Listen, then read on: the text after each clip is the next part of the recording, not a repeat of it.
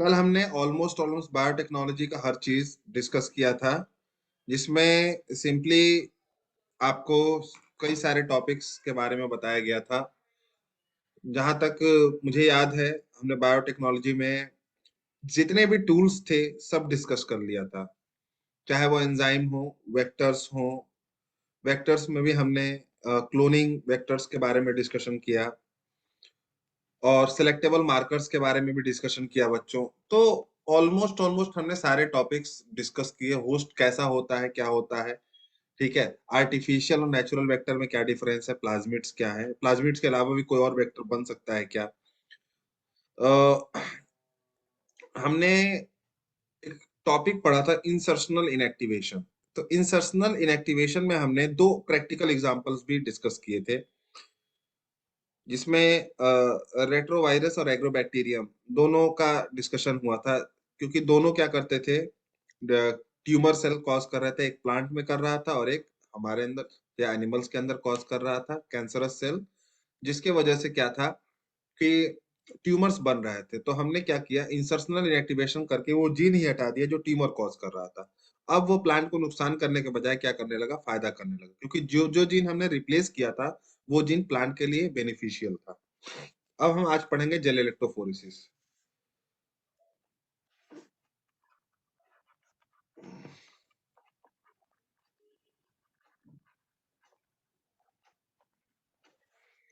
तो बच्चों, जो डीएनए है आपके, जो डीएनए आपने आइसोलेट किया,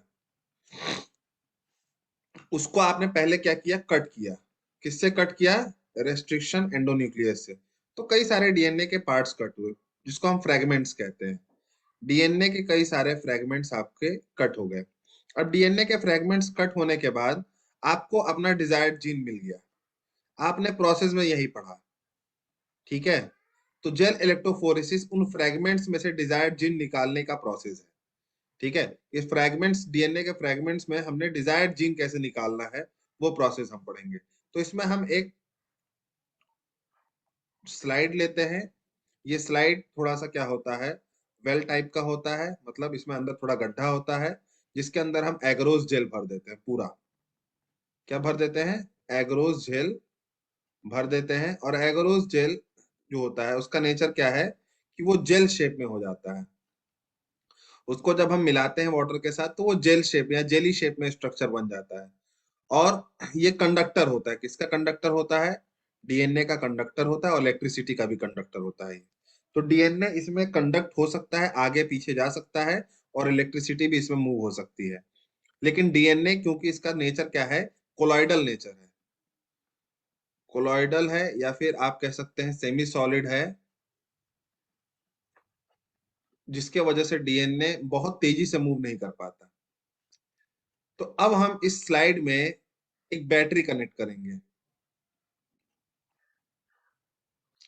जिसमें एक तरफ हम नेगेटिव चार्ज दे देंगे और एक तरफ हम पॉजिटिव चार्ज दे देंगे। तो नेगेटिव चार्ज एक साइड दे दिया, लेफ्ट के साइड, और इधर पॉजिटिव दे दिया। अब सारे के सारे एग्रोस जेल में से हम कुछ गड्ढे खोदेंगे, मतलब कुछ वेल्स बनाएंगे स्पेशल स्क्वायर शेप के। इन वेल्स के अंदर जो तुम्हारे डीएनए के फ्रेगमेंट्स हैं उनको हम क्या कर देंगे, डाल देंगे। तो डीएनए के जितने भी फ्रेगमेंट्स हैं बच्चों, वो हमने कहाँ डाल दिए, वेल्स के अंदर डाल दिए। और वेल्स के अंदर डालने के बाद जो डीएनए फ्रेगमेंट्स हैं, अब वो किस नेचर के हैं, वो नेगेटिव हैं। All the DNA fragments are negative in nature. DNA negative होता है तो वो किसकी तरफ मूव करना चाहेगा, पॉजिटिव की तरफ मूव करना चाहेगा। तो डीएनए नेगेटिव से पॉजिटिव की तरफ मूव करना स्टार्ट कर देता है।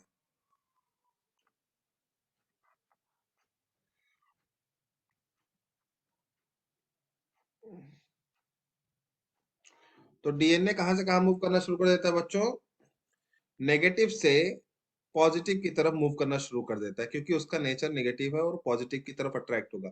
और इलेक्ट्रिसिटी भी इसी डायरेक्शन में कंडक्ट हो रही है, तो यहाँ पॉजिटिव चार्ज ऑलरेडी है। तो डीएनए के fragments in the presence of ethyl bromide क्या करते हैं, चलना शुरू कर देते हैं और हम उसको विजुअलाइज करते हैं, देखते हैं कि हाँ डीएनए का फ्रेगमेंट बढ़ रहा है। तो जब डीएनए के फ्रेगमेंट्स बढ़ते हैं तो जो सबसे छोटा फ्रेगमेंट होता है वो सबसे आगे निकल जाता है, जो सबसे बड़ा फ्रेगमेंट होता है वो पीछे रह जाता है। इसी तरह ये लोग अपने मॉलिक्यूलर मास के बिहाफ पर, जो जितना बड़ा होगा या छोटा होगा उसके बिहाफ पर क्या हो जाते हैं, सेपरेट हो जाते हैं। और जब ये सेपरेट हो जाते हैं एग्रोस जेल में, तो तुम्हारा डिजायर्ड जीन कौन सा है तुम देख लेते हो कि हाँ भाई हमारा डिजायर्ड जीन यहाँ पर मूव कर रहा है। तो हम क्या करते हैं, एथाइल ब्रोमाइड के हिसाब मतलब हेल्प से उसको विजुअलाइज करते हैं। विजुअलाइज करने के लिए जो इंस्ट्रूमेंट लगता है वो कोई भी रेडियोग्राफी के हेल्प से हम क्या कर सकते हैं, विजुअलाइज कर सकते हैं, देख लेते हैं और हम अपना डिजायर्ड जीन निकाल लेते हैं। फिर हम रिएक्शंस को कंडक्ट करते हैं। एक बार मैं और रिपीट कर देता हूं बच्चों। हमने क्या किया, सिंपली जो हमने डीएनए फ्रेगमेंट्स इकट्ठा किए थे उन सबको एक स्लाइड में डाल दिया, वेल्स बना करके, और स्लाइड में पहले से एग्रोस जेल है। एग्रोस जेल इलेक्ट्रिसिटी कंडक्ट कर सकता है, तो हमने उसको इलेक्ट्रिसिटी से कनेक्ट कर दिया। तो जिस साइड हमने डीएनए डाला है उधर हम नेगेटिव चार्ज देते हैं, और डीएनए का अपोजिट साइड जो दूसरा साइड है जहां डीएनए को मूव करना है उधर हम पॉजिटिव चार्ज कर देते हैं। तो डीएनए कहाँ की तरफ भागने लगता है, पॉजिटिव की तरफ भागने लगता है। क्यों? क्योंकि DNA itself is a negatively charged molecule, तो वो पॉजिटिव की तरफ भागने लगता है। तो जब डीएनए के फ्रेगमेंट्स भाग रहे होते हैं तो उसमें सबसे आगे वो भागता है जो सबसे छोटा होता है, जो सबसे बड़ा होता है वो सबसे पीछे रहता है। इसी तरह डीएनए के फ्रेगमेंट्स आपको पूरे अगर एग्रोस जेल में चारों तरफ देखने को मिल जाएंगे। फिर आप विजुअलाइज करने के लिए एथिडियम ब्रोमाइड होता है, एथाइल ब्रोमाइड लिखा मैंने,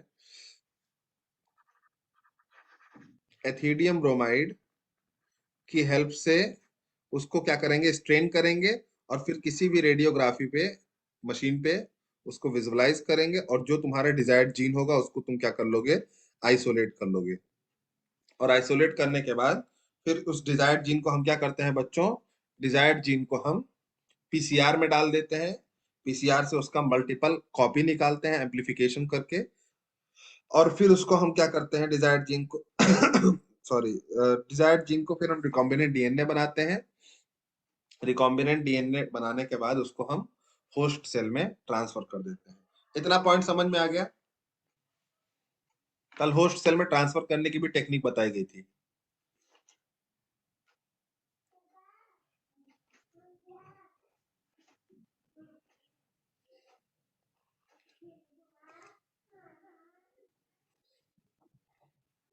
समझ में आ गया तो हैंड रेस कर दीजिए, नहीं आया तो जो भी पूछना है पूछ लीजिए।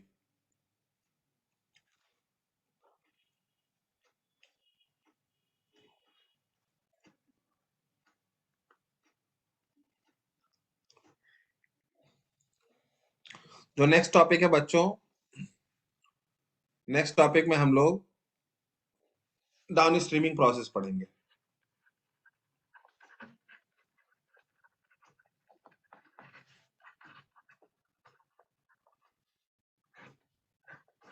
ठीक है, डाउन स्ट्रीमिंग से भी पहले हम लोग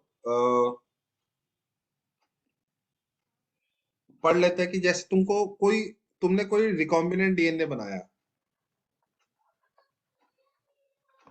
ठीक है। रिकॉम्बिनेंट डीएनए का तुमको क्या चाहिए, प्रोडक्ट चाहिए ना। तो उसके प्रोडक्ट को ज्यादा पाने के लिए जिस होस्ट में वो रिकॉम्बिनेंट डीएनए डाला है वो होस्ट को भी ज्यादा होना पड़ेगा। तो सपोज दैट आपने किसी दो माइक्रोब में, दो एस्केरेशिया कोलाई हैं, इनके अंदर आपने रिकॉम्बिनेंट डीएनए डाल दिया, तो दो एस्केरेशिया कोलाई कितना प्रोडक्ट देंगे? आपको बहुत कम देंगे, लेकिन आपको तो बहुत ज्यादा प्रोडक्ट चाहिए। तो हम क्या करते हैं, सिंपली इनको एक मशीन में डाल देते हैं। उस मशीन का नाम है बायोरिएक्टर, जिसमें इनको ग्रो कराया जाता है। इतना ज्यादा ग्रो कराया जाता है ताकि आपके जितने नीड्स हैं प्रोडक्ट की वो फुलफिल हो सके। तो बायोरिएक्टर दो तरह के होते हैं बच्चों। एक होता है जिसको हम लैब लेवल बोलते हैं, एक हम बोलते हैं पायलट लेवल। हाँ ओजस्वी कुछ कहना है? Yes sir. सर आप बोले अभी कि दो इकोलाई बहुत कम प्रोडक्ट देगा सर, लेकिन ये तो बहुत तेजी से डिवाइड करता है ना, फिर आप कम प्रोडक्ट आप कैसे? तेजी से डिवाइड करता है, फिर भी कितना ही डिवाइड होगा। तुमको 5 मिनट के अंदर अपना प्रोडक्ट चाहिए और एस्केरेशिया कोलाई को तुमको रात भर डिवाइड करने देना होगा, तो उसके लिए भी तुमको कुछ ना कुछ इस सामान दोगे ही। और उसमें खतरा भी है कि मान लीजिए एस्केरेशिया कोलाई है, कहीं वो कुछ और म्यूटेट होके बन गया, तो फिर इसके लिए कौन रिस्पॉन्स। तो सर कंट्रोल फिर भी कंडीशन इसका डिवीजन रेट बहुत ज्यादा होता है। बिल्कुल ज्यादा और होता है, और किसी भी और माइक्रोब सर का ये ज्यादा होता कॉपी भी करता है। ऐसा सर ऐसा इम्पोर्टेंट है कि म्यूटेशन हो के कुछ अलग बना ले, वो कॉपी करेगा ना सेल्फ का। है। सुनिए सुनिए, तुम कभी भी किसी माइक्रोब को ग्रो करने के लिए छोड़ दो, वो ग्रो करेगा, मल्टीप्लाई होता जाएगा, मल्टीप्लाई होता चला जाएगा, ठीक है।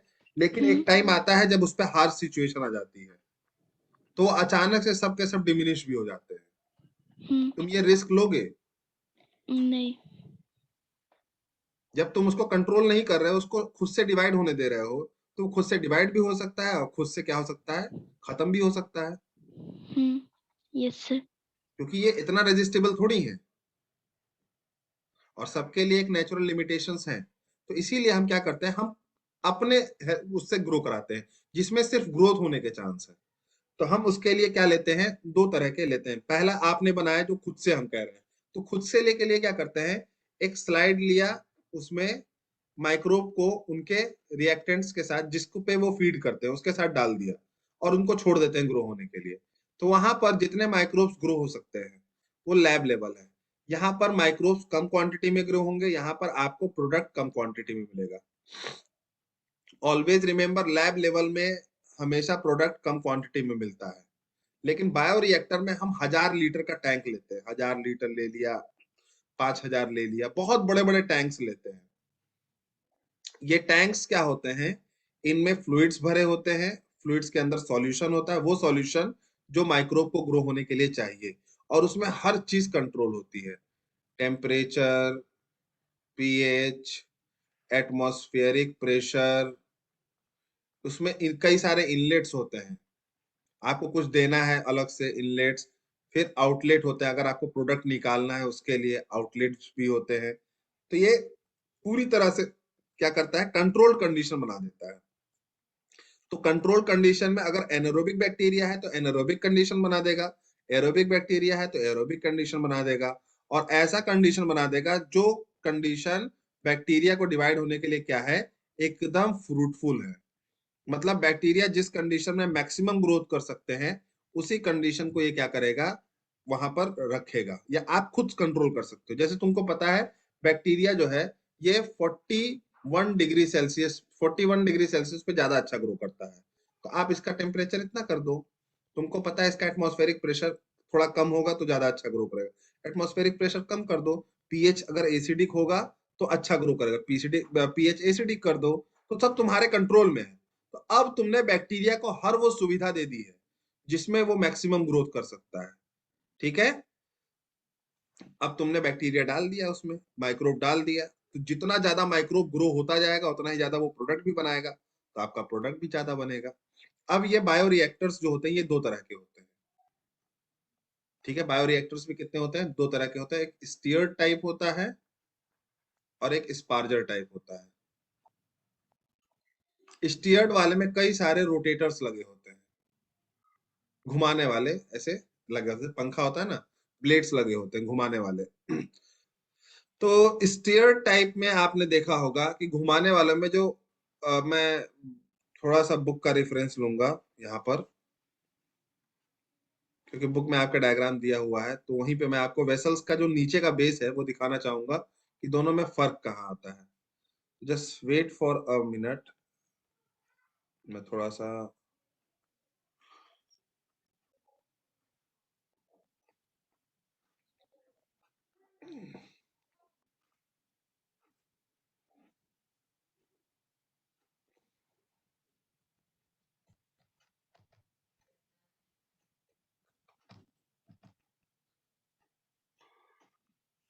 एक सेकेंड वेट कर लीजिए बच्चों, मैं बायोटेक्नोलॉजी खोल दूं।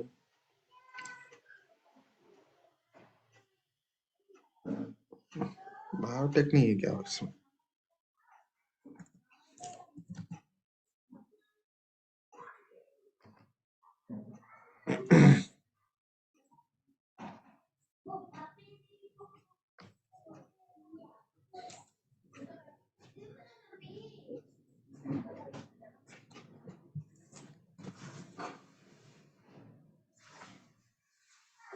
ओके बच्चों,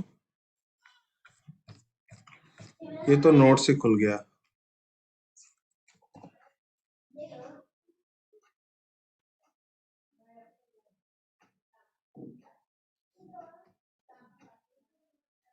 चलिए ठीक है, मैं नोट्स में शायद नहीं होगा, बट आप लोगों के पास बुक है बच्चों अपनी?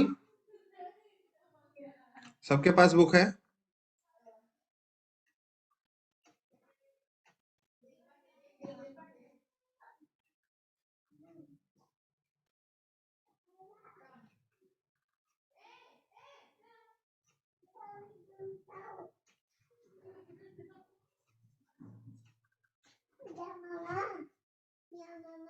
हाँ बच्ची बताओ।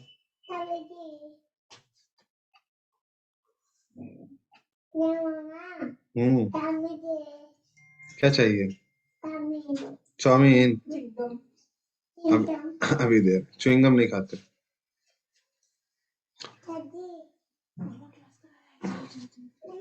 देखिए बच्चों, स्टेयर टाइप है और स्पार्जर टाइप है। हाँ, इसको दे दो इसको। हाँ बच्चों देखिए, आपके बुक में स्टीयर्ड और स्पार्जर दोनों टैंक बने होंगे, ठीक है। स्टीयर्ड में रोटेटर्स ज्यादा लगे होते हैं। स्टीयर्ड में क्या होते हैं, रोटेटर्स ज्यादा लगे होते हैं, तो वहां पर मिक्सिंग बहुत प्रॉपर होती है।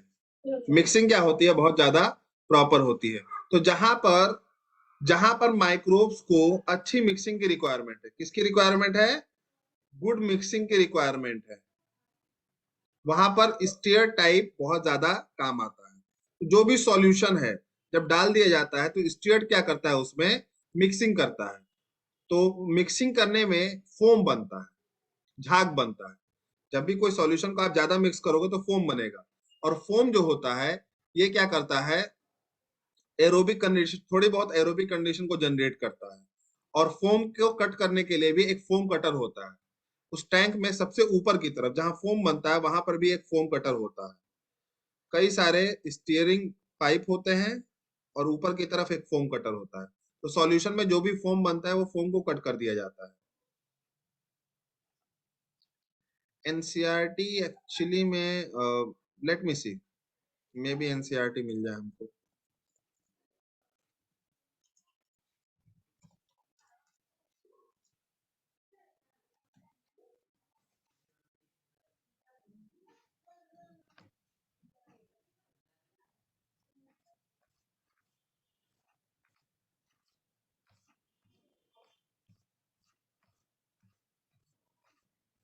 ये विजिबल है आपको screen?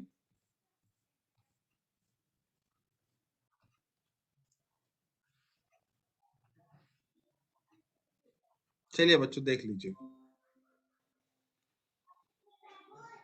Class C, we have each and every conditions in steer type. Atmospheric pressure नापने के लिए, मोटर है रोटेट करने के लिए, देखिए फोम ब्रेकर है। मैं यही आपको बताने की कोशिश कर रहा था कि इसमें एक फोम ब्रेकर होगा। फोम ब्रेकर क्या करता है, जो सॉल्यूशन में फोम बनते हैं ये इंपेलर्स के घूमने से उस फोम को कट करता है ताकि ऊपर की तरफ ज्यादा झाग न इकट्ठा हो।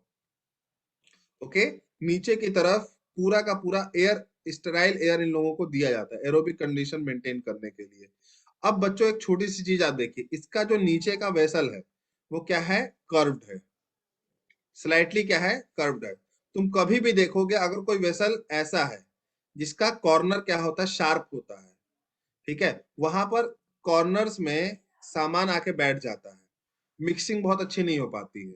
लेकिन जिसका वेसल कर्व होता है उसके अंदर मिक्सिंग बहुत अच्छी होती है। तुम कभी भी अपने घर में भी देखोगे, ज्यादातर अब जो आते हैं बर्तन वगैरह उसमें क्या होते हैं, कर्व्ड वाले स्ट्रक्चर थोड़े मिलते हैं कॉर्नर पर देखने के लिए। तो जब भी आप कोई चीज मिलाते हो ना तो बहुत अच्छे से मिक्स हो जाता है। लेकिन अगर उसका कॉर्नर ऐसे है, बिल्कुल शार्प है, तो कॉर्नर शार्प होने से मिक्सिंग बहुत अच्छी नहीं हो पाती है। सब्जी बना रहे हो, दाल बना रहे हो, या कोई भी ऐसा चीज बना रहे हो जिसमें आपको वाटर को किसी के साथ मिक्स करना है, तो बॉटम जो होना चाहिए वो हमेशा कैसा होना चाहिए बच्चों, वो कर्व्ड होना चाहिए। That should be very good for mixing of the component. तो स्टीयर टाइप में इंपेलर होंगे, लिसन केयरफुली, इंपेलर होंगे, जो स्टीयरिंग करेंगे, घूमेंगे चारों तरफ, मिक्सिंग करेंगे। दूसरा होगा फोम ब्रेकर, सबसे ऊपर की तरफ, जो फोम बनने पे कट करेगा। बाकी हर चीज मैनेज करने वाले इंस्ट्रूमेंट होंगे।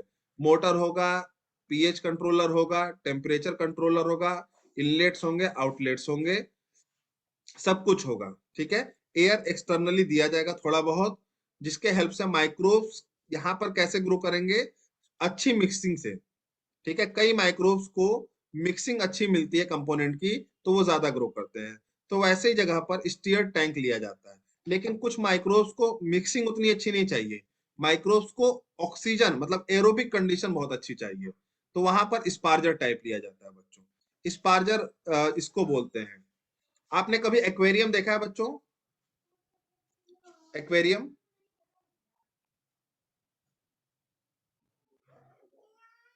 चलिए 2 बच्चों ने देखा है, 3 बच्चों ने, अच्छा देखा है बच्चों, ठीक ठीक। जब आप एक्वेरियम देखोगे तो नीचे से एक स्ट्रक्चर होता है जो ऑक्सीजन का बबल छोड़ रहा होता है, एयर का बबल छोड़ रहा होता है, कंटिन्यूअसली ऊपर की तरफ बबल्स आ रहे होते हैं। वो एक्चुअली में एक स्ट्रक्चर होता है, इसको हम स्पार्जर कहते हैं।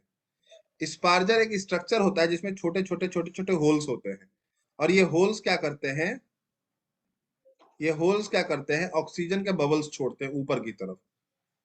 ओके।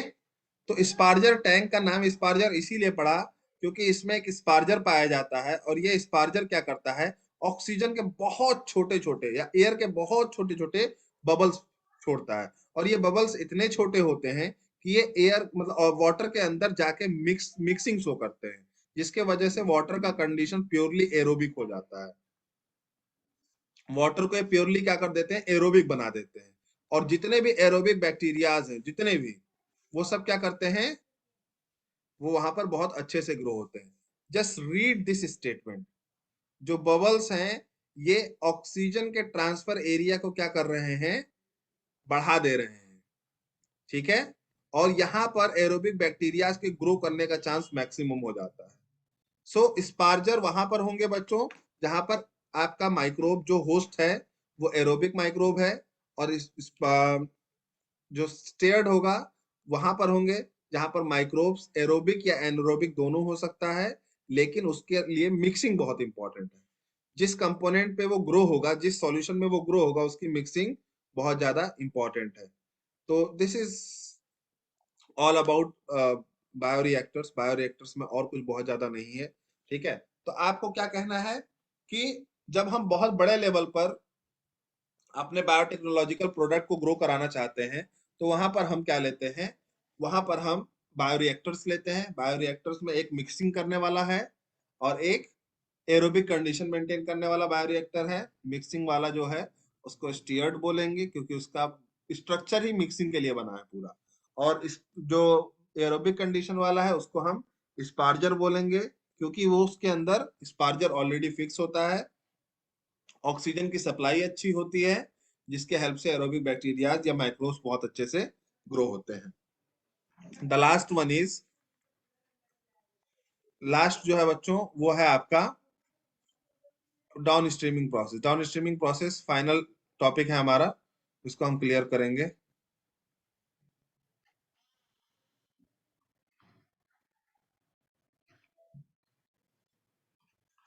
आया तो है बायोटेक। चलिए डाउन स्ट्रीमिंग प्रोसेस समझा देते हैं आप लोग को। डाउन स्ट्रीमिंग में कुछ प्रोसेसेस होते हैं बच्चों, कुछ चीजें होती हैं।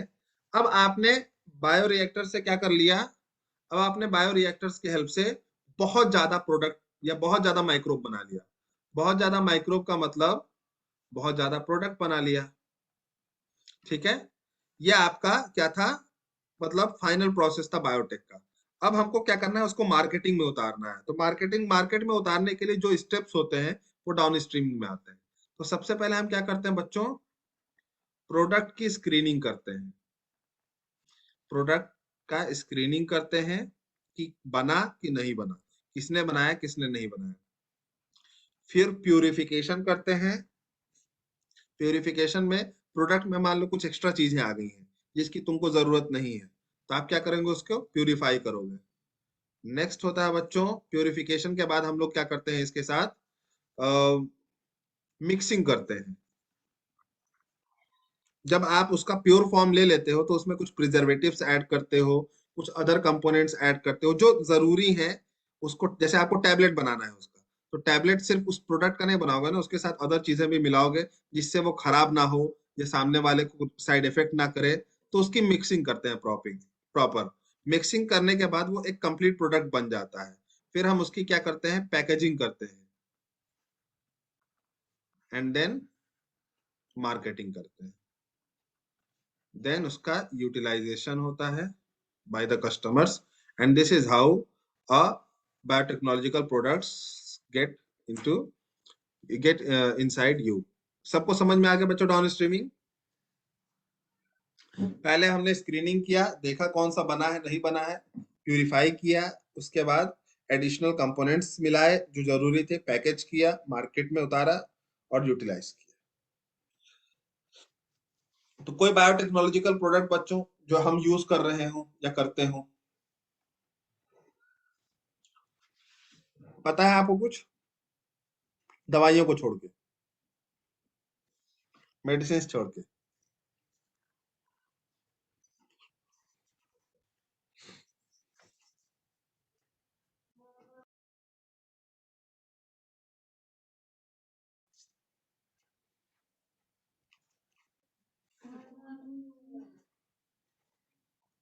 किसी ने नहीं बताया भाई। तुम किस चीज की डाउन स्ट्रीमिंग करोगे फिर? Food items, good. कई सारे फूड आइटम्स में बायोटेक्नोलॉजिकल प्रोडक्ट्स डाले जाते हैं, ठीक है? तो वो फूड आइटम्स में जो प्रोडक्ट्स आ रहे हैं वो इन्हीं प्रोसेसेस से होके आ रहे हैं। और देखो बच्चों, जितने केमिकल्स वगैरह रिएक्टिविटी है, नए तरह के कुछ कोई भी आइटम्स बनाने की कोशिश की जा रही है। जैसे मान लो कि आपको कोई अच्छा टमाटर ही बनाना है। जैसे फ्लेवर सेवर करके एक टोमेटो बनाया गया है जिसकी प्रिजर्वेशन बहुत ज्यादा लंबी है, तो उसके अंदर हमने जेनेटिक चेंज किया, ठीक है? तो उस टोमेटो को भी तो मार्केट में उतारना है आपको खाने के लिए। या आपने बीटी ब्रिंजल बनाया, बीटी कॉटन बनाया, तो उसको आप मार्केट में उतारोगे।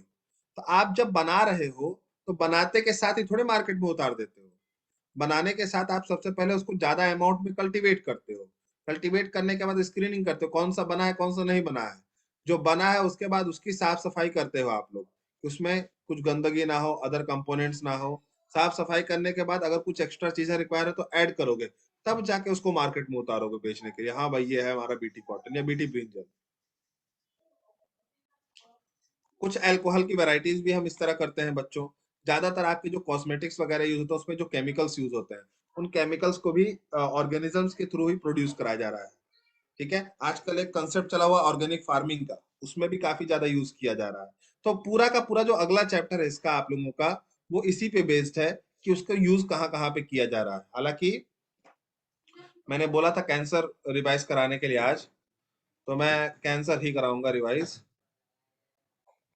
ठीक है?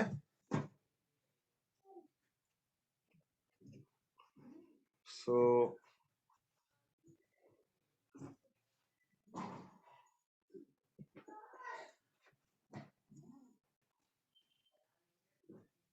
कैंसर कराएं बच्चों या अगला चैप्टर स्टार्ट कराएं?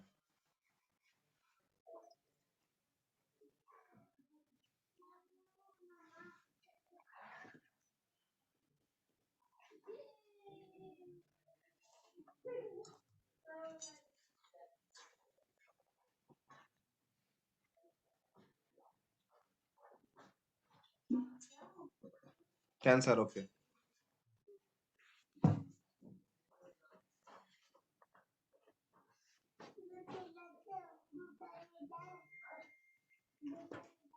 क्या हो गया? एक मिनट।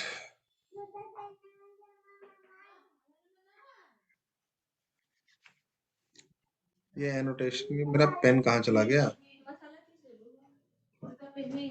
एक मिनट। जस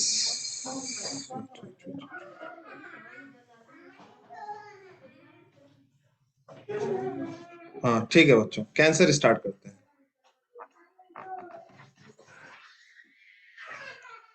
देखिए, फिर चला गया।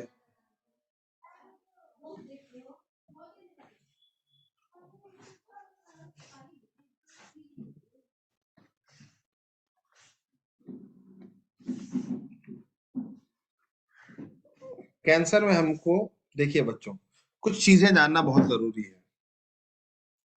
There is a difference between tumour and cancer. All cancers are tumor, but all tumors are not cancer. Cancer is a prolonged disease, or you can say a type of chronic disease that can happen in any part of your body because of the oncogenic reactions or proto-oncogenes that has been activated by biotic or abiotic factors. जो sales active division करते हैं या division cell division में participate करते हैं, उन sales को ये खतरा होता है। कुछ सेल्स के अंदर कैंसरस या ऑन्कोजेनिक रेसिपिएंट नहीं होते हैं, जिसके वजह से उनमें खतरा नहीं होता है। जैसे आपके हार्ट में कैंसर नहीं है, ठीक है, तो हार्ट के अंदर ट्यूमर फॉर्मेशन का कोई चांस नहीं बनता है। तो अगर आपसे कोई पूछ ले कि कैंसर क्या है, क्या ये कोई डिजीज है या एक फिजियोलॉजिकल एबनॉर्मेलिटी है या आपके बॉडी का ही कोई मिस्टेक है या कुछ जेनेटिक इफेक्ट हो रहा है, आप कैंसर को कैसे डिफाइन करेंगे बच्चों? आप सब पढ़ के आ रहे हैं कैंसर के बारे में। फिजियोलॉजिकल एबनॉर्मेलिटी वैष्णवी ने कहा, ठीक है, बिल्कुल सही बात है। ये एक फिजियोलॉजिकल एबनॉर्मेलिटी है, ठीक है, जो आपके बॉडी के माल फंक्शनिंग की वजह से हो रही है, ठीक है। आपका सेल डिवाइड होता है, ये बिल्कुल सही बात है कि भाई सेल डिवीजन हो रहा है, बट एक कंट्रोल्ड पैटर्न में होता है। ये कंट्रोल्ड पैटर्न वो होता है जिसमें one cell is controlled by other surrounding cells. इस प्रॉपर्टी को हम क्या कहते हैं? Contact inhibition. जिसमें एक सेल्स दूसरे को कनेक्ट करके कांटेक्ट में लेकर के क्या करती हैं? इनहिबिट करती हैं उसके ग्रोथ को, जिसके वजह से ग्रोथ बहुत ही ग्रेजुअल प्रोसेस में होता है या ग्रेजुअली ही प्रोसीड करता है। हाँ, तो कांटेक्ट इनहिबिशन की प्रॉपर्टी आपके सेल्स में होती है और सेल भी, दूसरा वाला सेल जो है वो इसको फॉलो करता है क्योंकि आपके जीन्स उसको फॉलो कराते हैं, क्योंकि वो आपके कंट्रोल में है। हर सेल आपके ब्रेन के कंट्रोल में है कहीं ना कहीं, लेस और मोर, या हार्मोन्स के कंट्रोल में है, तो वो कांटेक्ट इनहिबिशन को मानता है क्योंकि वो कंट्रोल में है। लेकिन कई बार ऐसा होता है कि कुछ एजेंट्स आते हैं जिनको हम कार्सिनोजेंस कहते हैं, ठीक है, या ऑन्कोजेनिक वायरसेस होते हैं जो, ठीक है, ये आपके ऑन्कोजीन्स को एक्टिवेट कर देते हैं, ठीक है। ये आपके किसको एक्टिवेट कर देते हैं? ऑन्कोजीन्स को एक्टिवेट कर देते हैं। तो ऑन्कोजीन्स एक्टिवेट होके कैंसरस सेल का फॉर्मेशन करते हैं और इन्हीं के प्रीवियस फॉर्म जो इनएक्टिवेटेड रहते हैं वो प्रोटो ऑन्कोजेंस के फॉर्म में प्रेजेंट है, जो कि हर सेल में है लेकिन एक्टिवेट नहीं है, चुपचाप बैठे हुए हैं, लेकिन एक्टिवेट होके ये क्या बन गए? ऑन्कोजीन्स बन गए। तो बच्चों, कार्सिनोजेंस बहुत सारे फैक्टर्स हैं, जिसमें सबसे बड़ा फैक्टर आज के टाइम में टोबैको वगैरह है, और जो ये सब कंजप्शन है वो बहुत ज्यादा है, tobacco, cigarette smoking, like this things. And second factor is UV rays. Ultraviolet rays is also becoming so much injurious for us to cause cancerous cells in yourself. हाँ, बहुत सारे फैक्टर्स हैं, but these factors are the most dangerous and common known factors. अब इसमें बहुत सारे chemicals, gases, food के items, बहुत सारी ऐसी चीजें हैं जो आपके अंदर कैंसर कॉज कर सकती हैं। तो ये कैंसर कॉजिंग एजेंट्स जितने भी हैं, ये कार्सिनोजेंस कहलाते हैं। और ये कार्सिनोजेंस लेस और मोर आपके ऑन्कोजीन्स को एक्टिवेट करते हैं। और ऑन्कोजीन्स को एक्टिवेट होते ही अब आपकी बॉडी का उस सेल पर से जो कंट्रोल था वो हट चुका है। ठीक है, तो जैसे ही आपकी बॉडी अपना कंट्रोल खो देती, मतलब बॉडी उस पर से कंट्रोल हटा देती है, तो वो कौन सी प्रॉपर्टी सबसे पहले लूज करता है बच्चों? कांटेक्ट इनहिबिशन की प्रॉपर्टी वो सबसे पहले क्या करता है? लूज करता है। और एक बार कांटेक्ट इनहिबिशन की प्रॉपर्टी लूज हो जाती है, तो वो सेल अब अपने मन से क्या करना शुरू कर देता है? ग्रो करना शुरू कर देता है। अब वो सेल ग्रो करना शुरू कर दिया, अगल बगल वाले सेल सेल घबरा जाते हैं बेचारे। तो वो सेल्स जो होते हैं वो क्या करते हैं? अपने ऊपर इंटरफेरॉन सिक्रीट कराते हैं। हालांकि इंटरफेरॉन कब सिक्रीट होता है? जब किसी सेल के ऊपर वायरल अटैक हो जाए, तो जिस पे अटैक हुआ है, जिस सेल पे अटैक हुआ है, वो सेल अपने नेबरहुड सेल को बचाने के लिए इंटरफेरॉन नाम का एक केमिकल सिक्रीट करती है। तो यहाँ पर भी इंटरफेरॉन्स का सिक्रेशन किया जाता है, ताकि जो ट्यूमर बन रहा है वो तो बन ही रहा है, बाकी जो सेल्स हैं वो सेफ रहे। लेकिन tumour activity is like meristematic activity. Tumour की जो एक्टिविटी है वो किसकी तरह होती है बच्चों? मेरिस्टेमेटिक सेल की एक्टिविटी की तरह होती है। मतलब ग्रोथ होता जा रहा है, होता जा रहा है, होता जा रहा है। अगर ग्रोथ एक जगह पर हो रहा है, ठीक है, एक्टिवली, तो वहां पर समझ लीजिए उस ट्यूमर को हम बेनाइन ट्यूमर के नाम से जानते हैं। ठीक है, उस ट्यूमर को हम बेनाइन ट्यूमर कहते हैं। लेकिन अगर एक ट्यूमर एक जगह पे बेनाइन बन गया है, और वही बेनाइन ट्यूमर में से कुछ पार्ट ब्रेक होकर के दूसरी जगह चले जाएं और वहां पर ट्यूमर बना दें, ठीक है, तो ये जो जानने की प्रॉपर्टी थी, इसको हम मेटास्टेसिस कहते हैं। और मेटास्टेसिस बहुत खतरनाक प्रॉपर्टी होती है, जो बेनाइन ट्यूमर को किसमें कन्वर्ट कर देती है? मैलिग्नेंट में। यहाँ पर कैंसर बहुत ज्यादा डेंजरस हो जाता है, बहुत ज्यादा हार्मफुल हो जाता है। क्यों? क्योंकि बेनाइन ट्यूमर एक जगह पर था, उसके लिए रोकने के लिए हमारे पास बहुत सारे आइडियाज थे, बहुत सारे मेथोडोलॉजीज थे। लेकिन जब ये मेलिग्नेंट बन जाता है, तो वहां पर हम क्या हो जाते हैं? बेबस हो जाते हैं। इसलिए क्योंकि अब ये एक जगह पर रुक ही नहीं रहा, तो वहां पर कई सारे स्ट्रेटेजीज या चीजें लगाई जाती हैं। इतना समझ में आ गया बच्चों?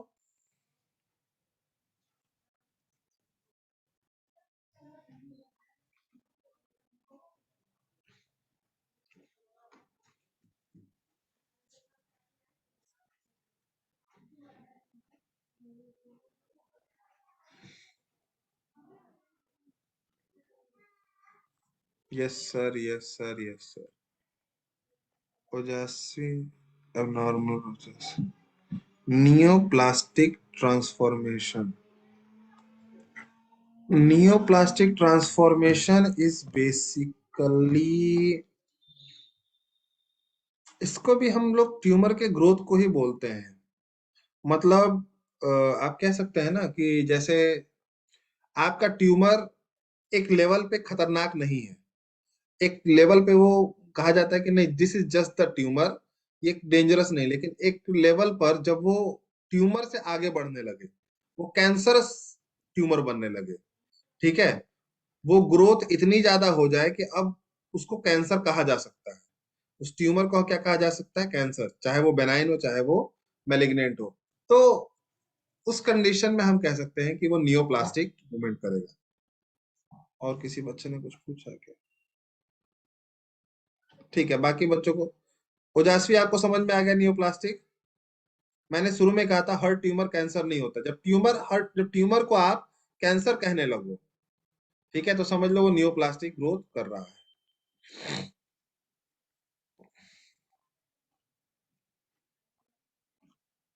अब बच्चों, कैंसर का सबसे आसान वो है, आसान कह रहा हूँ, कैंसर का सबसे ज्यादा हाँ मतलब इजी पॉइंट है जो समझने का, वो है हाउ टू आइडेंटिफाई। किसी में पता कैसे लगाएं बच्चों कि कैंसर हुआ है? तो बच्चों देखो, तुमको कोई एक चीज तो नहीं है ना जो तुमको बताएगी कि हाँ यार, जैसे बोन में होता तो बोन के लिए तुम्हारा एक अलग मेथड हो जाता कि चलो बोन में हमको ये चीज से पता लगा। कैंसर हर जगह हो रहा है, स्किन में हो रहा है, बोन में हो रहा है, लंग्स में हो रहा है, माउथ में हो रहा है, कहीं पर भी हो जा, प्रोस्टेट तक में हो जा रहा है, ओवेरियन भी हो जा रहा है, कहीं पर भी हो जा रहा है। तो कैंसर के अलग अलग, कैंसर के पता लगाने के अलग अलग चीजें हैं। तो कुछ जगह पे हिस्टोलॉजिकल मेथड्स यूज किए जाते हैं, मतलब आपके टिश्यूज वगैरह को क्या किया जाता है, देखा जाता है, एग्जामिन किया जाता है। कई बार ब्लड सैंपल्स लिए जाते हैं, कई कंडीशन में सीटी स्कैन किया जाता है, कई जगह पे एमआरआई किया जाता है या एक्सरे किया जाता है। ये तीनों रेडियोग्राफी टेक्निक्स हैं जो अपने डिफरेंट डिफरेंट रेस से अलग अलग तरह के पिक्स क्या करती हैं, निकालती हैं बॉडी के अंदर की। ठीक है, कोई कंप्लीट 3D पिक निकालता है, कोई बिल्कुल एनाटॉमिकल पिक निकालता है, कोई सिर्फ ब्रेन के लिए स्पेसिफाइड होता है। तो कहने का मतलब यह है कि आपका अलग अलग तरीके से एग्जामिन किया जाता है कि कैंसर प्रेजेंट है कि नहीं है। ठीक है, अगर एक्सटर्नल लेवल पे विजिबल है तो ज्यादातर हम हिस्टोलॉजिकल कर लेते हैं, और बाकी सब चीजें अलग अलग जगह के लिए यूज होती हैं। तो तुम आइडेंटिफाई कर सकते हो कि हाँ भाई ये कैंसरस सेल है या नहीं है, बाय द हेल्प ऑफ, मैं तो कहता हूं कि ऑलमोस्ट जितने भी टेक्निक्स हैं एग्जामिन करने के, हर टेक्निक कहीं ना कहीं यूज होता है कैंसर के केस में। Class, now the next thing is how to tackle, निपटे कैसे इससे। चलो पता चल गया भाई कि ये कैंसर है इस पेशेंट को, अब क्या करोगे उससे बचने के लिए, बचाने के लिए उसको?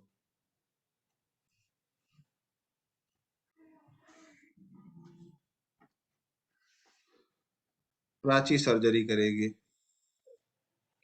बच्चों सबसे पहले जब भी कैंसर डिटेक्ट होता है, कैंसर जब भी डिटेक्ट होता है तो हम सबसे पहले उसके स्टेज को आइडेंटिफाई करते हैं कि वो ट्यूमर अभी किस स्टेज में पहुंचा है। ठीक है, तो स्टेज से ये पता चल जाता है कि अभी ये कैंसर डेंजरस हुआ है कि नहीं हुआ। ओके, कैंसर का स्टेज जानने के बाद उनको अलग अलग तरह की थेरेपीज दी जाती हैं, जिसमें एक थेरेपी जो कि बिल्कुल कॉमन है, दी जाएगी ही, वो है केमोथेरेपी। नाम मुझे नहीं लगता कि बताने की जरूरत है, आप लोग को ऑलरेडी क्लास में डिस्कस हो चुका है, और आप लोगों को भी नाम से पता चल जाना चाहिए। इसमें हम लोग मेडिसिनल ड्रग्स वगैरह ये सारी चीजें देते हैं। दूसरी थेरेपी होती है बच्चों इम्यूनो थेरेपी।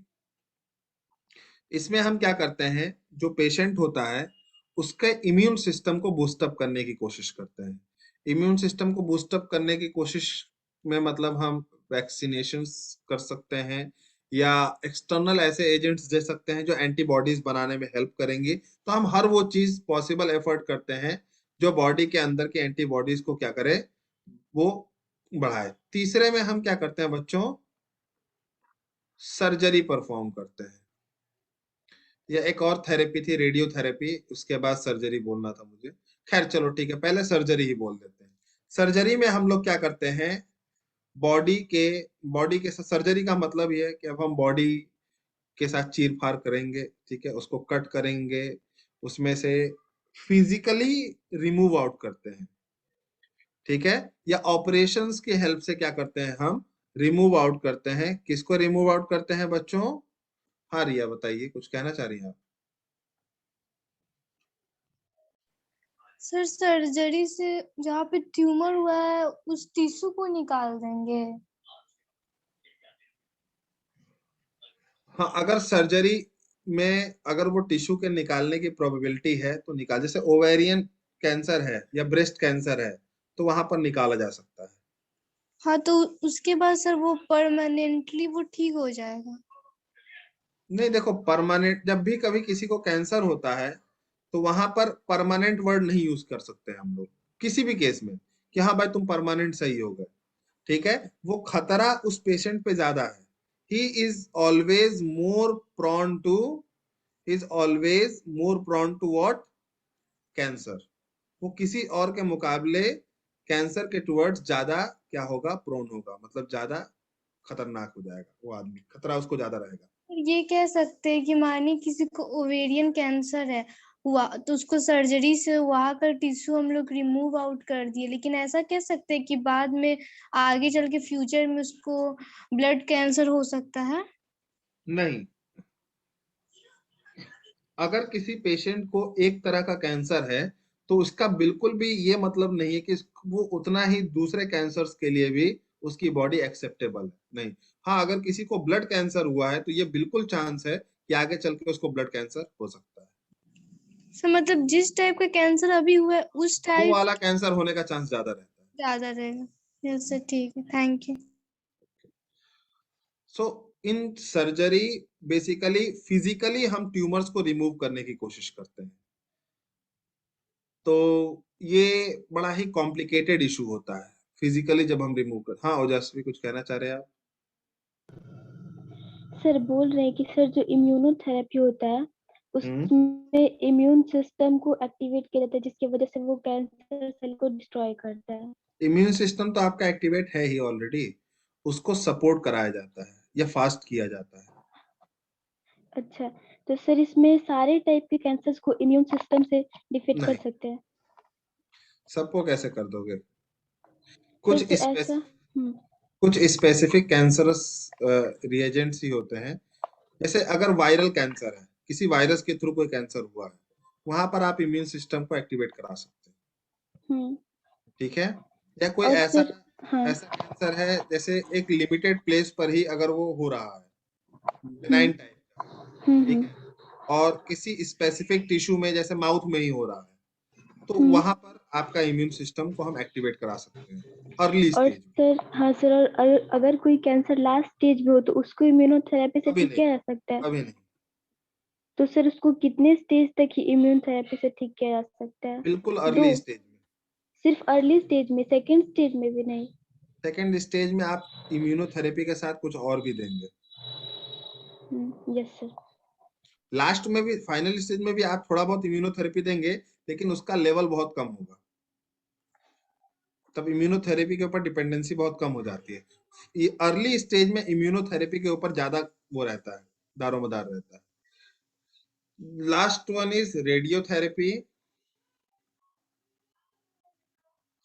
तो अगर कोई कैंसर बॉडी के इतने आउटर पार्ट पर है जिनको रेडिएशंस के हेल्प से किल किया जा सकता है, वहां पर रेडियोथेरेपी होती है। तो आप स्किन कैंसर वगैरह में इसको ले सकते हैं, या बॉडी में मतलब कहीं पर भी ऐसा कैंसर है जो जहां पर रेडिएशंस आराम से पहुंच के उन टिश्यूज को किल कर सकती हैं, so you can easily remove that cancer by radiotherapy. Again this is beneficial in benign tumour. कभी कभी इंटरफेरॉन्स भी दिए जाते हैं ताकि दूसरे जो सेल्स हैं, एक्सटर्नली इंटरफेरॉन्स भी दिए जाते हैं ताकि दूसरे जो सेल्स हैं उनको बचाया जा सके ये कैंसरस सेल्स होने से। समझ में आया बच्चों?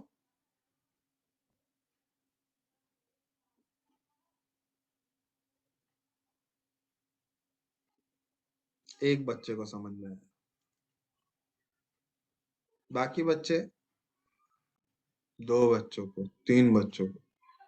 अब भाई अब कैंसर में क्या पढ़ना है तुमको? चलिए, चार पांच बच्चों ने हैंड रेस किया।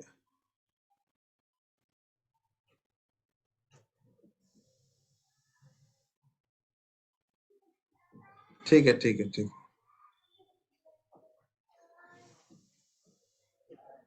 ओके बच्चों, कोई और टॉपिक जो आप लोग पढ़ना चाहते हैं? अब ये मैं नहीं बताऊंगा कैंसर से बचा कैसे जा सकता है, ठीक है, ये तो ट्रीटमेंट था। प्रिकॉशंस क्या है, ये बच्चों वाली चीजें हैं। ये होपफुली आप लोग देख लोगे कि प्रिकॉशंस क्या क्या होते हैं कैंसर सेल्स को लेकर के। एक टॉपिक पढ़ा दीजिए, कौन सा ये टॉपिक का, बायोटेक्नोलॉजी में कैंसर सेल से related, vector for cloning genes in plants and animals.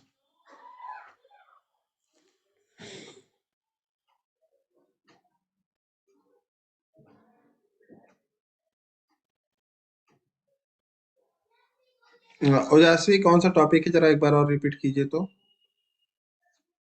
मैं क्लियरली नहीं समझा। क्या ये वही वाला तो नहीं है जो मैंने कल पढ़ाया था, contact inhibition?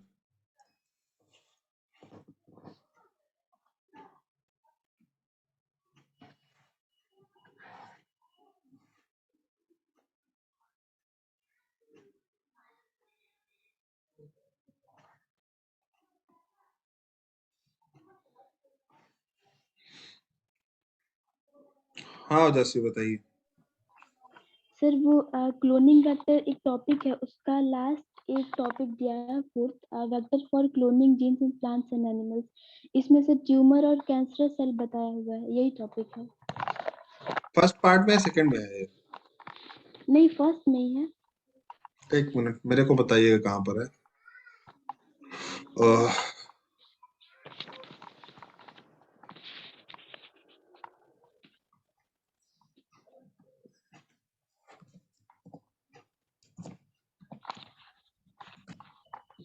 Just wait for a minute.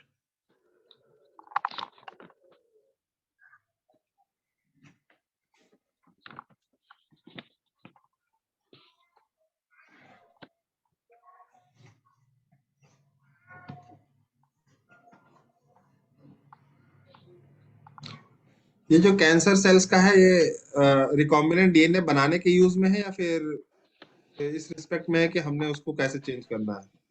नहीं कहाँ है सर, बच्चे? बनाने के रिस्पेक्ट में नहीं है। क्लोनिंग वेक्टर एक टॉपिक है। हाँ सर, इसी में फोर्थ नंबर थर्ड है। यही ना? हाँ सर, यही वाला। यही तो मैंने बताया था बच्चे। इंसर्शनल इनएक्टिवेशन में कल मैंने इसी का एग्जाम्पल बताया था ना।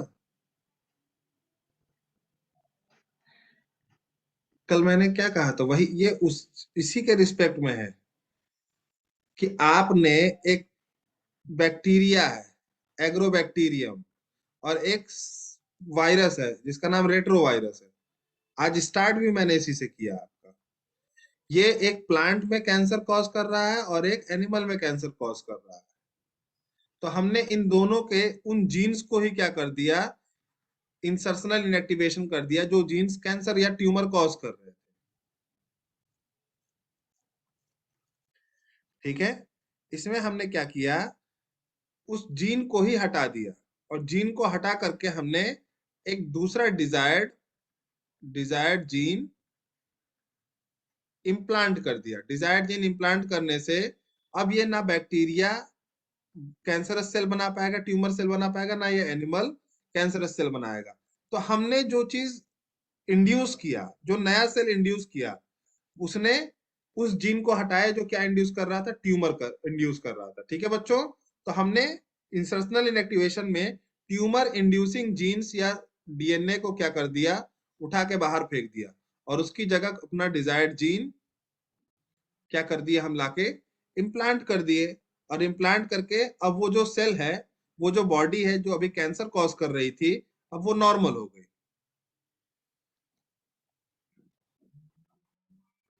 इसको तो रिया बता देगी, बता दो रिया।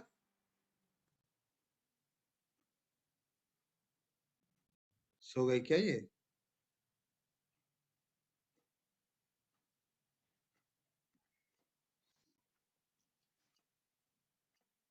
ये तो मैंने कल भी बताया था ना, यही बता दे, vector for cloning genes in plants and animals. Insertional inactivation का ये प्रैक्टिकल है बच्चे। ठीक है, इसमें हमने क्या किया, एक एक जीन है जिसको हम ट्यूमर इंड्यूसिंग जीन कह रहे हैं, वो कॉज कर रहा है प्लांट्स में ट्यूमर और एनिमल्स में कैंसर। हमने क्या किया, इसकी एक्टिविटी को बंद करा दिया। कैसे? डिजायर्ड जीन दे करके। तो डिजायर्ड जीन दे करके जब हमने बंद करा दिया, तो इसी को हम इंसर्शनल इनएक्टिवेशन कहते हैं।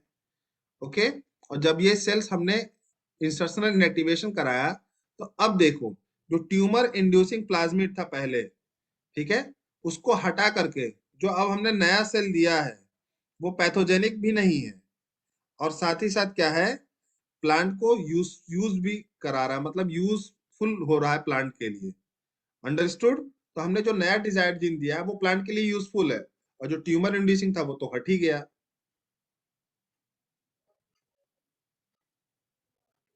एम्फिसिलिन वाला, चलो ठीक है, एम्फिसिलिन वाला बता देता हूँ।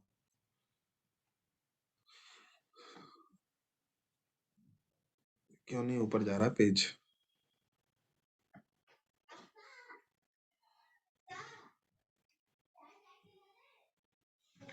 Look at the diagram.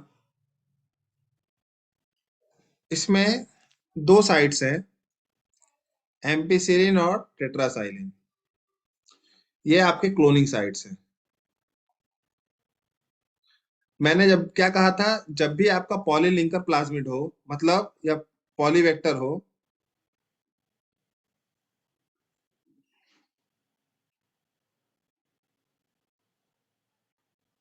तब कौन सा डाउट है? रिया एक बार बोलिए क्या डाउट है आपका, क्लियर कीजिए, समझ में नहीं आया।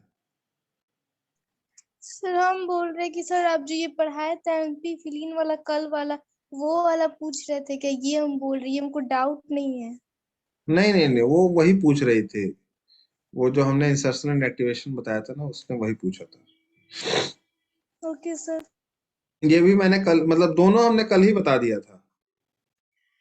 तो बच्चा लग रहा है, मतलब उसको लगा कि सर ने ये वाला टॉपिक नहीं डिस्कस किया, जबकि ये टॉपिक मैंने इंसर्शनल इनएक्टिवेशन के अंदर ही डिस्कस किया, क्योंकि ये इंसर्शनल इनएक्टिवेशन का ही प्रैक्टिकल एग्जाम्पल है। और मैंने बताने के बाद ये भी चीज बोली थी कि आप लोगों को ऐसा लग रहा होगा कि इंसर्शनल इनएक्टिवेशन करने से हम लॉस कर रहे हैं, लेकिन ऐसा नहीं है कि हम लॉस कर रहे हैं। हमने बहुत बड़ा फायदा किया। एग्रोबैक्टीरियम के अंदर इंसर्शनल इनएक्टिवेशन करके हमने प्लांट का फायदा किया, और कैंसरस इसके रेट्रोवायरस के अंदर करके हमने एनिमल्स का फायदा किया। और किसी को कोई क्वेश्चन पूछना है बच्चों? कोई टॉपिक एज सच जो नहीं समझ में आया हो, या कल क्या बायोटेक्नोलॉजी का सेकंड पार्ट रिवाइज करना चाहते हो, या कौन सा रिवाइज करना चाहते हो वो बता दो।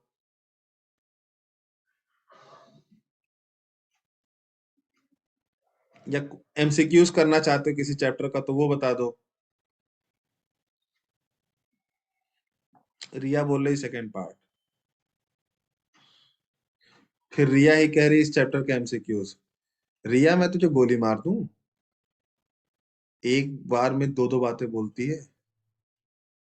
आरिस कह रहा है इवोल्यूशन करवा दीजिए। यार इतने सारे बच्चे ने इतने सारा बात बोल दिया, मैं कैसे वो करूं? हाँ रिया क्या कह रही है?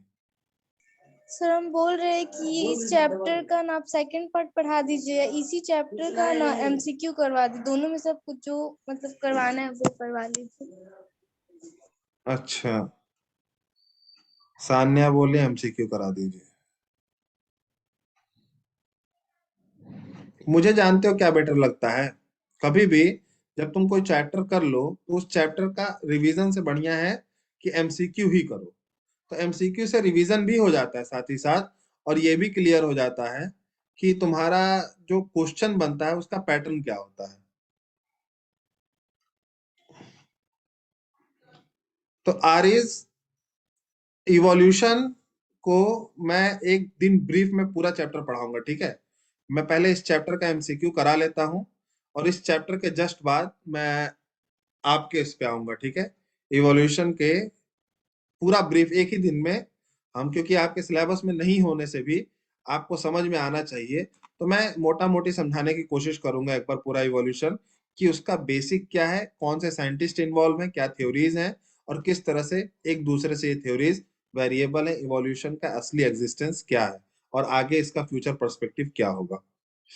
ठीक है आरिस? ओके।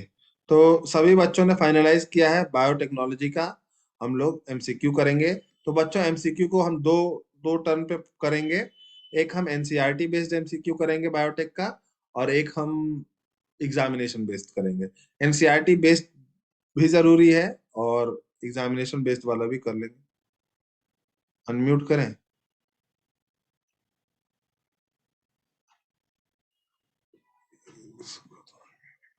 हाँ बोलो। सहेज का जो एप्लीकेशन है वो तो छोटा चैप्टर है ना सर, 1 दिन का, तो ये पूरा हाँ, यूनिट कंप्लीट करके ओवरऑल एमसीक्यू कर लेते लोग तो ज्यादा सही रहता है। मैं तो देखो मुझे हर तरह से सही है, मैंने इसीलिए आप लोगों से पूछा। तो आप लोगों में से 8 सर बच्चों ने एप्लीकेशन पढ़ा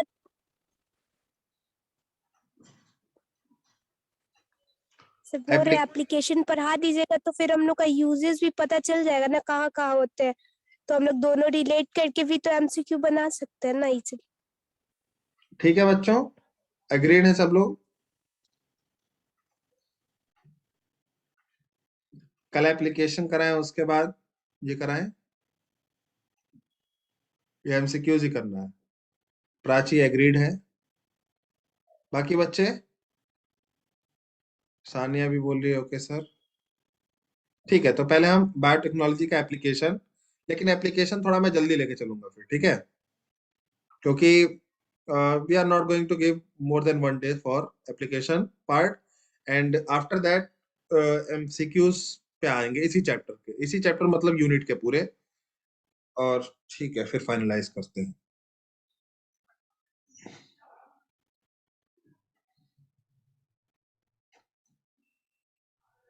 हाँ, मैं ऐसा करूंगा, आप लोगों को वर्कशीट सेंड करूंगा।